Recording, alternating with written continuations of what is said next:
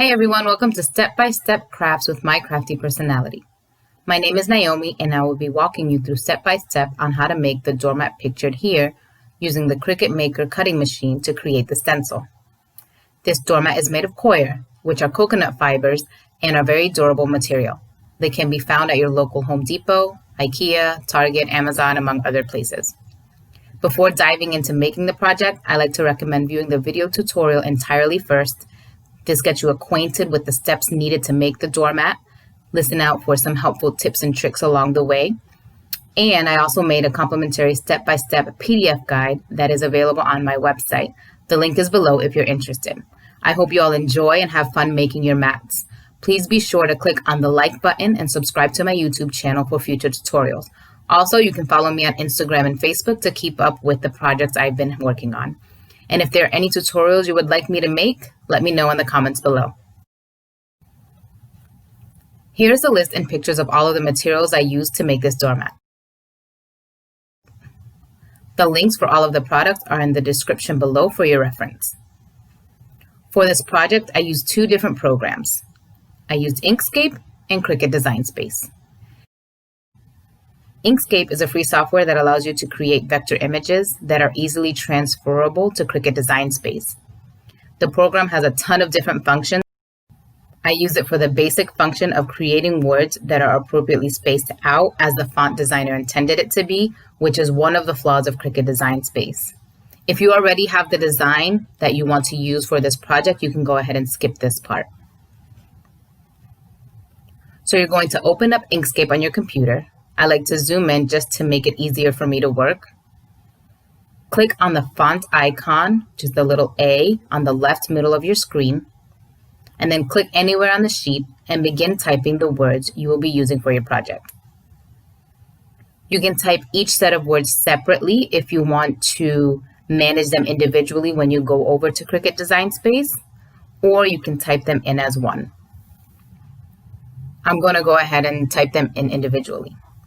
So the font I'm using is called Manthine, and it's already set here because I used it before. I found this font on fontbundles.net, and if you're interested in it, I put the link below. If you want to use a different font, in order to find it, you can do it several ways. You can go to the top left of your screen and look at the drop-down bar. Look for the name of the font that you're interested in and click on it. Or if the text box is open to the right, you can scroll through, choose the font that you like, and click apply so that it applies to the words that you're writing on your screen. Once you have your words written out, you want to convert them into vector images so that they can be saved and uploaded into Cricut. These next few steps are a bit tedious, but very helpful once you open them up in Cricut Design Space and start working with them.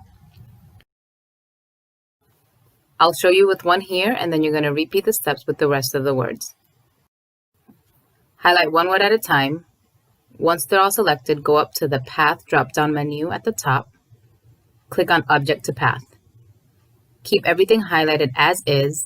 Try not to click out of it, and click on the Object heading right next to Path. Go down about midway and click on Ungroup. Again, keep everything highlighted as is. Go back to the Path drop-down and click on Union. You're going to repeat these steps for each set of words that you're interested in converting. Path, Object to Path, Object, Ungroup, Path, Union. You want to do this for every individual word you have in order to convert it.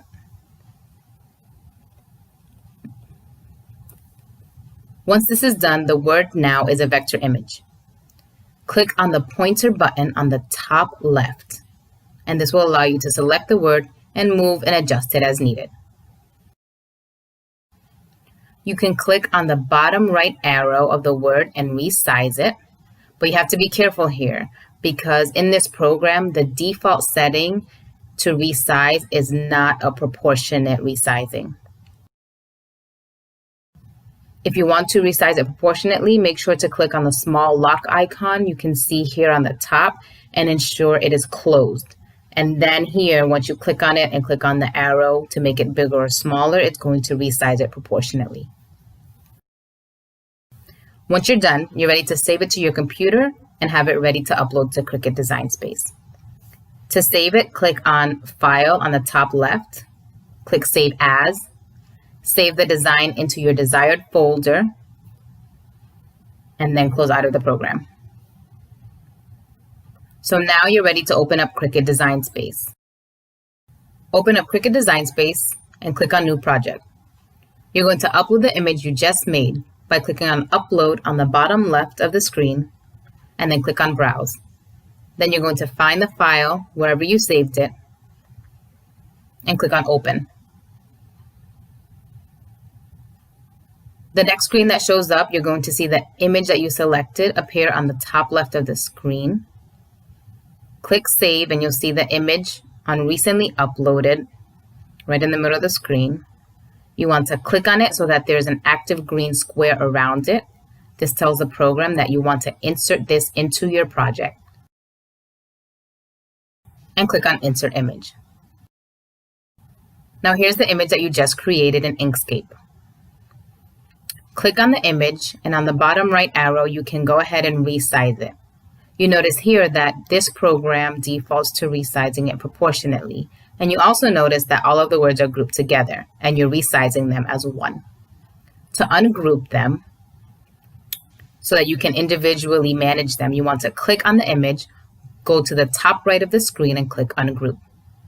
This will ungroup them, and now you can work with each one individually. So now what we're going to do is click on the Shapes button on the left of your screen and click on the square one. I'm going to change the color of it to brown just for visual purposes, and we're going to size this square and turn it into a rectangle, which is the size of your mat. I'm using an 18 by 30 mat, so I'm going to make this rectangle 18 by 30. And this will allow you to use it as a reference when you're placing your words and design on the mat. So click on the square, and you can either click on the bottom left of the square where you see the little lock. Click on it and make sure that it becomes unlocked. And this will allow you to size it to whatever dimensions you want. Another way to do it is going to the dimension portion on the top of the screen.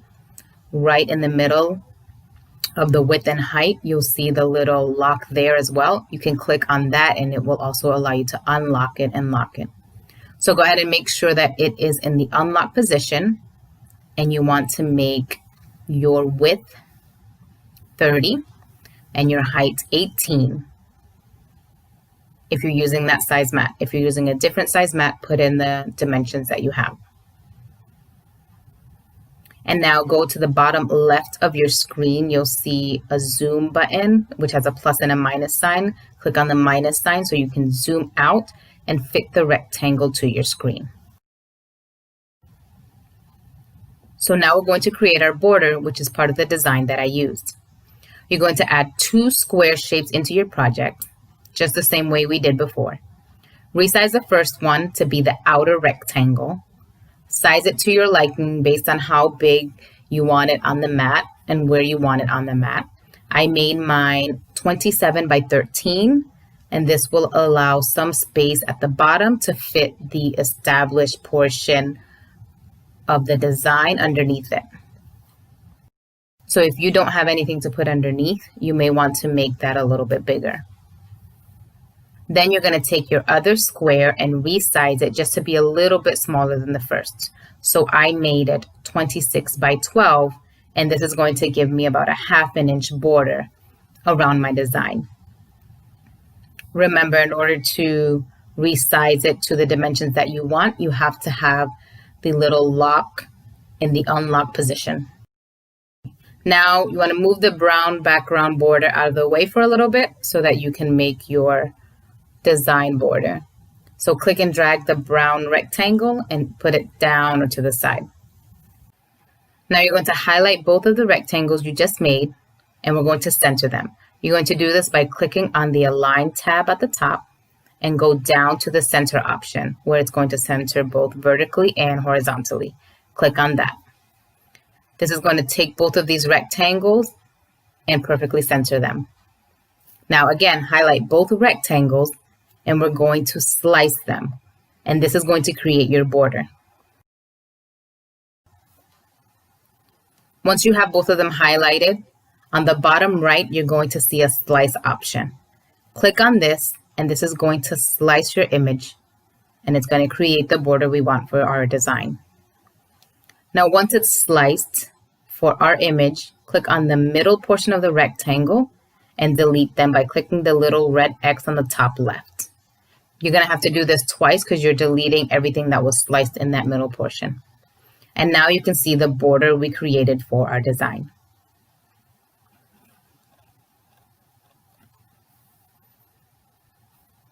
Move your brown rectangle back up so that you can align the border where you want it on your mat. And now you're going to place the words where you would want it on your mat as well. So bring your words over to where you would like them on the mat. And if you notice that the words kind of go behind the brown rectangle, just click on that brown rectangle, left click on your mouse and choose the send to back option. This will send that brown rectangular image to the back so that you can work with all of the other images on top of it. Now remember, in Cricut Design Space, the default setting for resizing images is to resize them proportionately. So if you want to make a custom sizing, make sure that you click on the little lock and that it's open. Also, you can center several objects and align them different ways. You just have to highlight the designs of interest, make sure that they're all highlighted, and you can align them at the top, at the bottom. You can center them horizontally or vertically or both, depending on what you're looking for. So now we're going to take the family name that you're using and resize it to your liking and place it right in the center of your design.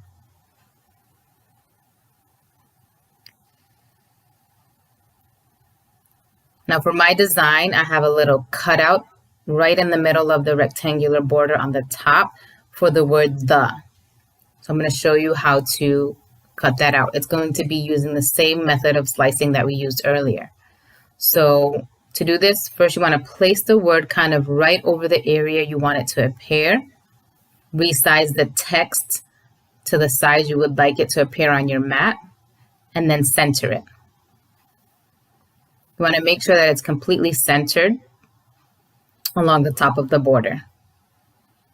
So place the word right along the border where you want it. Highlight both the border and the word.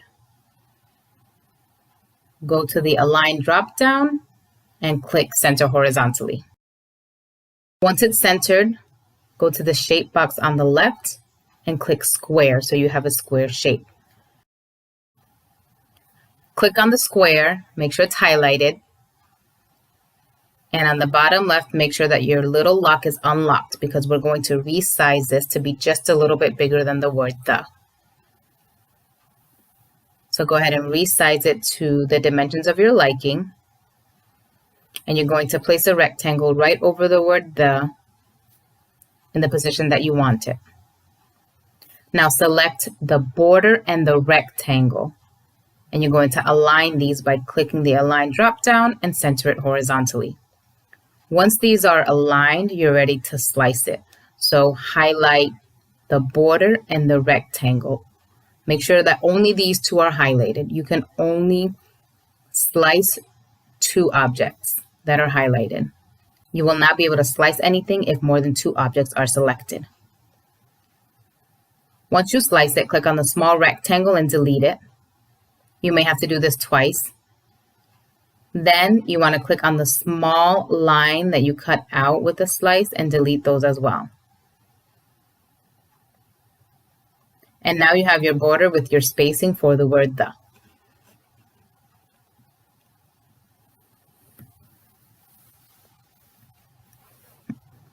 Right. The next thing you want to do is bring the brown border back up and place your design as you wish to see it on your mat, and center it as you desire. Take a second here to make sure you save your work so that you can come back to it at a later time if needed.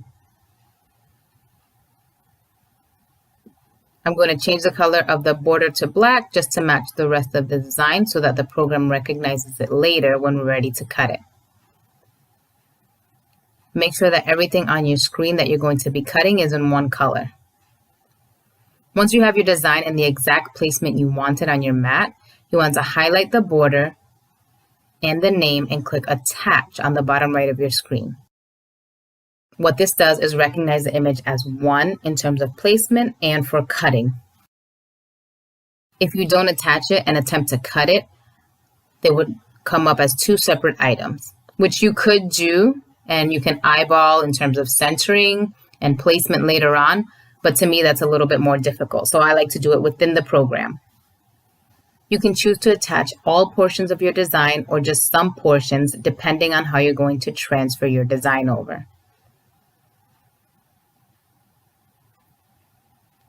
There's no right or wrong way to do it. It's really a matter of preference. So what I did is I attached the border and the family name, and I left the word "the" and the established portion at the bottom separate so that I can transfer them over separately. Now what we have to do is make sure that our design fits on the mats that we're going to cut them on. The cutting mats for the machine come in different sizes, and the specific design is actually larger than the mat. So what we have to do is slice down the image to be able to cut it out and then put the pieces back together when we're transferring it over later, kind of like a puzzle. So once you have your design and it's attached the way that you want to, you're going to click the shape button on the left and click on square. You can add a few squares here if you'd like, depending on how many mats you're going to use. The two mats that I have are 12 by 12 and 12 by 24. But for cutting purposes, the Cricut has a few inches reserved to ensure that it cuts completely out on the mat. So you're not going to make this square 12 by 12. You're actually going to make it 0.5 inches smaller. So make your squares 11.5 by 11.5 if you're using a 12 by 12 mat, or size it into a rectangle of 11.5 by 23.5 if you're using the 12 by 24 mat. So now what you're going to do is split the design to fit into these cutting mats. Again, I left the on top and the established and year on the bottom as individual pieces, and I'm going to transfer them over individually. If you prefer to have it all here as one, that's perfectly fine. It might make it easier. I just chose to do it this way for this project. So the only one I really have to cut down here is the family name with the border around it. So I'm going to try to align it so that I can fit the family name entirely onto my long mat. And this saves me a little bit of the difficulty of aligning the letters as opposed to just aligning the border. You can totally do it by splitting the letters up and it'll come out just as beautiful. I've done it that way without any issues in the past as well. And also, if you only have the 12 by 12 mat sizes, for this specific design, there's really no way you can fit the entire name on a 12 by 12 mat, so you'll have to be splitting them up.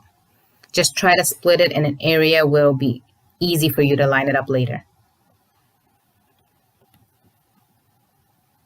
Once you have your square placed on where you want to cut it out, again, you're going to select the square and select the design. Remember, you can only choose 2 items when you're slicing. So select those 2 items, make sure that they're highlighted, and click on the slice button on the bottom right of the screen. If you get an error message here or notice that it doesn't allow you to slice, it's because if you remember when we put the border and the family name together, we attached them. So they're still technically 2 separate items. So what you're going to have to do is just click on the family name and border, go to the bottom right of your screen, and weld them together so that they become one. Once they're welded, you'll be able to slice it over your gray square. Now separate the sliced portions delete all the unneeded parts. Keep the one that is the color that you initially made it. In my case, it was the black one. I made all of my design portions black. So I'm going to delete all of the gray portions of the square. You're going to repeat the slicing until you have your design cut down small enough to where each portion of it is going to fit onto your cutting mats. Once you do this for a project a few times, you'll get a better sense of how it works, and it'll be a lot easier to do this in the future. Once your design is all sliced up appropriately, make sure all of the excess sliced portions are deleted. And as for the rectangle that you were using as a reference, you can highlight and delete it, or you can highlight and hide it by clicking on the little eyeball on the bottom right of the screen so that it doesn't come up as an object to cut out later. When you're ready to cut out your design, click on the green Make It button on the top right of your screen. You're going to see your design is split up onto separate Cricut mats, and the sizing is going to depend on the size of the design you have. So I'll show you here how I save some space. If you want to just print it and cut it as is, that's perfectly fine. So I'm going to move portions of the design to consolidate it into less mats. On my screen, mat number 1 is the large mat that has the bulk and center of the design. There's a little bit of excess space around it on the edges, but I'm going to leave this one alone. Mat 2, if you look at it, has a ton of space to the right of it, and mat 3 only has 2 small pieces, which are the edges. So I'm going to move these 2 small pieces to mat number 2. You have to move each object one at a time if you do it this way. Click on the piece that you're interested in. Click on the dots on the top left of the piece you have highlighted. Click on Move Object, after which a small pop-up will appear. Choose which mat you want to move it to.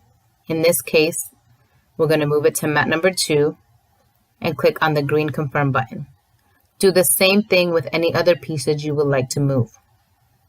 Once you move them to the desired mat to consolidate, go back and click on the mat to rearrange them to make sure that none of the edges are overlapping and that each one is alone with space around it to cut around.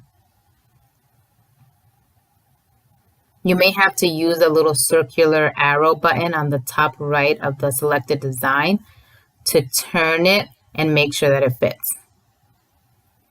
Again, make sure none of the pieces are overlapping and that there's enough space between them to cut them later.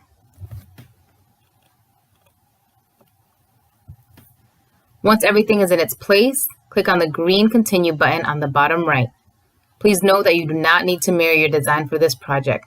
Your machine should be on, and once it's connected, select your base material, which in this case I use premium vinyl, and make sure the correct tool is loaded into your machine. Now we're ready to place our vinyl on the mat and cut out the design. So take your premium vinyl and place it on the appropriate mat. For my project, I need to place it on one large 12 by 24 mat and one smaller 12 by 12 mat. Take your vinyl and place it on your mat with the shiny side up.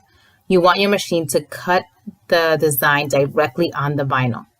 I like to align the vinyl along one edge and press the rest of it down with my hand, and then smooth out any bubbles with either my hand or the scraping tool. Once your vinyl is placed securely on your mat, you're ready to begin cutting. I'm using the Cricut Maker machine, so these instructions are for this specific machine. Insert your first mat into the Cricut Maker machine. Look on your computer and make sure you're using the correct size mat, especially if you're using different sized mats. Once you insert the mat into your machine, click on the blinking double arrow light to load it into your machine. And once it's loaded, the See Cricut button will start blinking. Click on that to begin cutting. Once that first one is complete, the double arrow will start blinking again, signaling that it's ready to unload. Click on it and it will unload. Once the machine is ready for the next mat, that double arrow button will start blinking again. Repeat the same loading and unloading steps Once you're done unloading all of your mats, you're ready to begin weeding. For this project, we're going to be creating a stencil, so we'll be using a technique called reverse weeding. This means that we will be removing the actual design instead of removing the excess vinyl around it.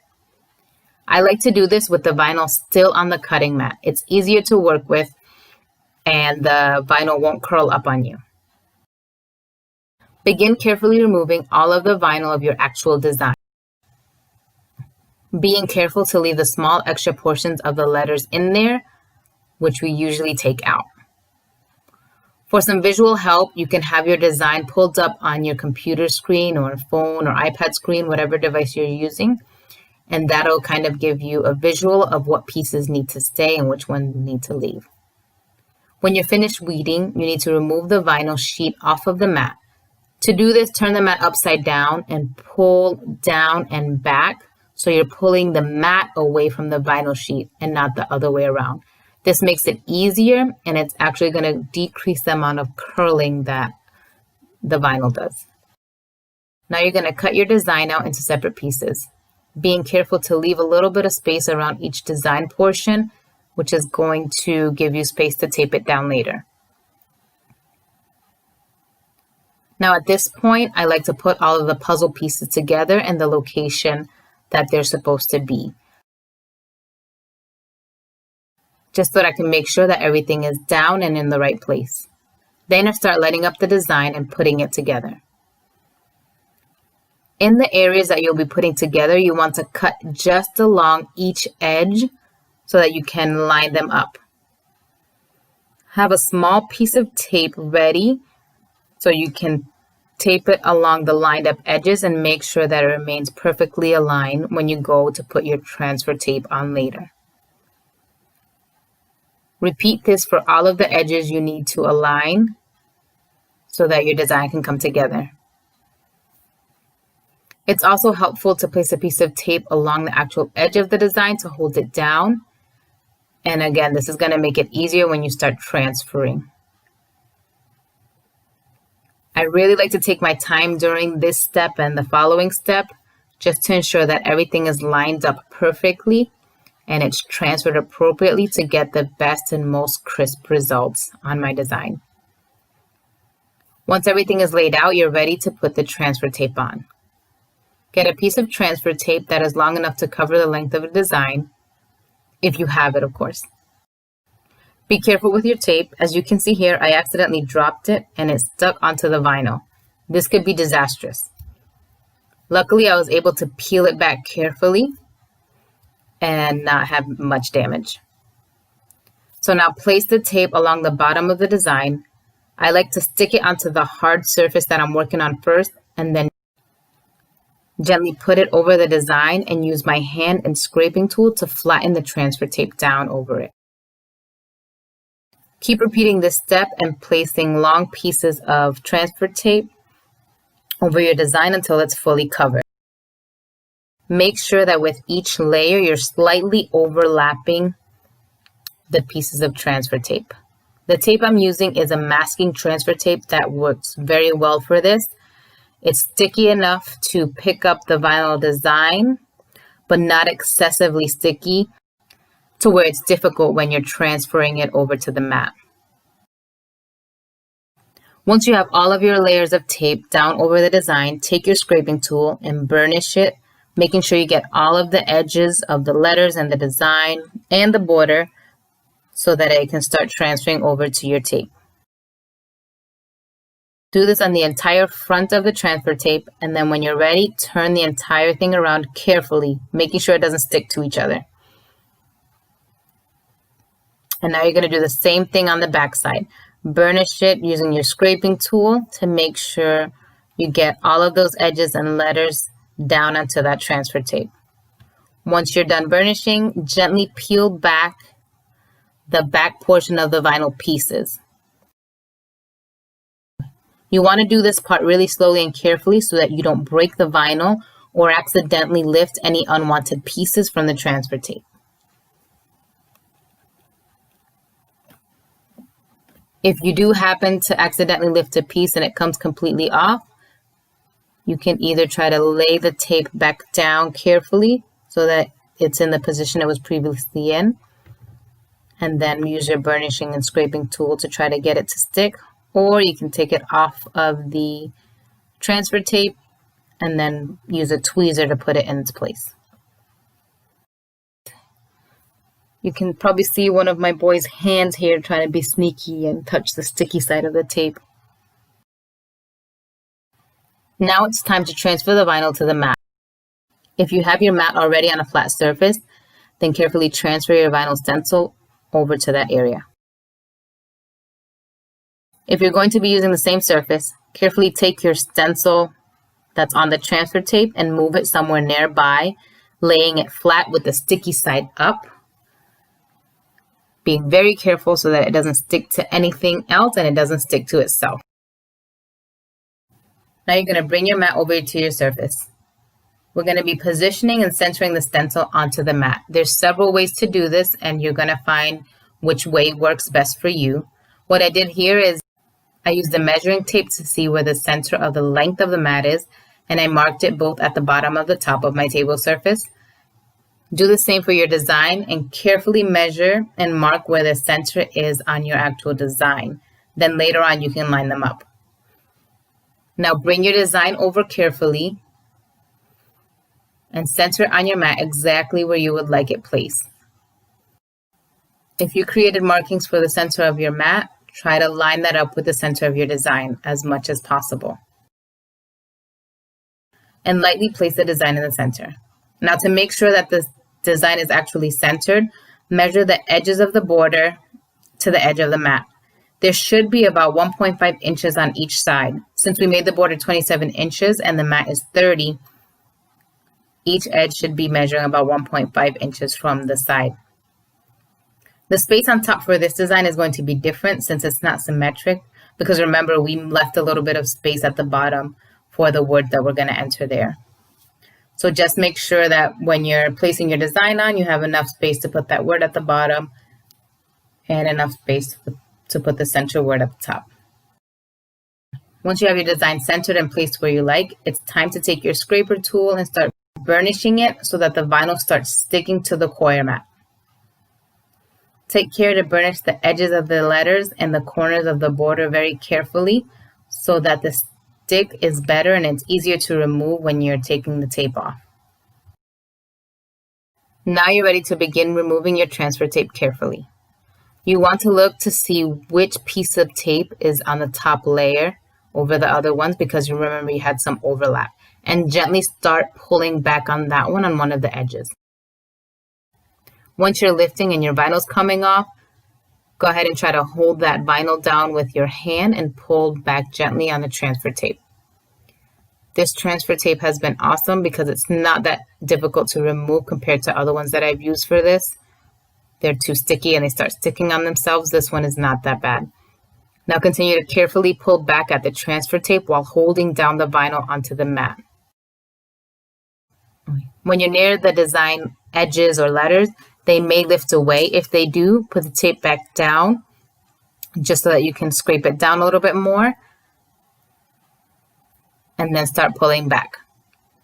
If it does come up completely, again, take a tweezer and try to place it as centered as you can to where it belongs.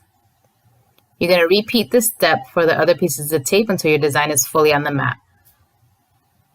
The border of this design can be tricky, so you may need to eyeball it and make sure that everything looks even once you remove your transfer tape.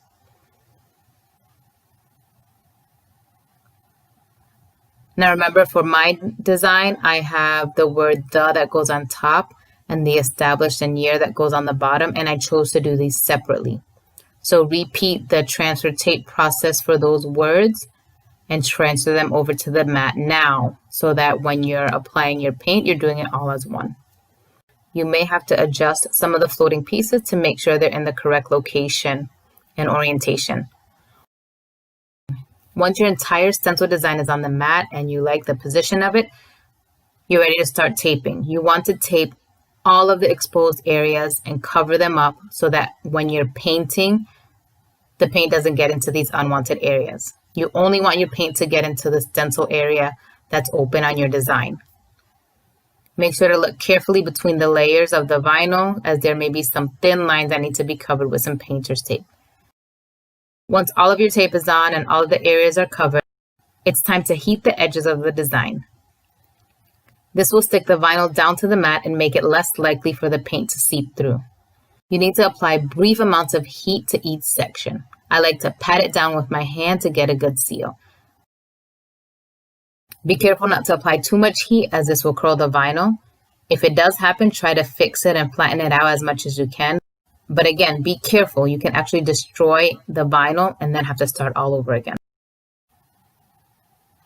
Once you're done heating your vinyl, you're ready to start painting your stencil. So I'm using the Flex Seal Spray. Other people use paint. There's a lot of different options to use, but I'm going to show you with the Flex Seal Spray. Make sure you're in a well-ventilated area, and I recommend putting on some gloves at this point so that you don't get any paint onto your hands. You can either do it in small spurts of spray, or you can use one smooth sweeping motion. At the end, just make sure that the color of the spray is even throughout your entire design. If you notice that some areas are slightly lighter and you don't want to overspray it, or you ran out of spray, you can take a brush and take some paint from right on top of the vinyl and then blot the areas where you think need to be filled in a little bit more. Once you're done with this part, let the paint dry for a few minutes before lifting the stencil. And now when you're ready to lift, you're going to gently take it from one side and lift the edges up and away in one direction, being careful not to drop the stencil or let the paint drop from the stencil to the clean areas of the mat.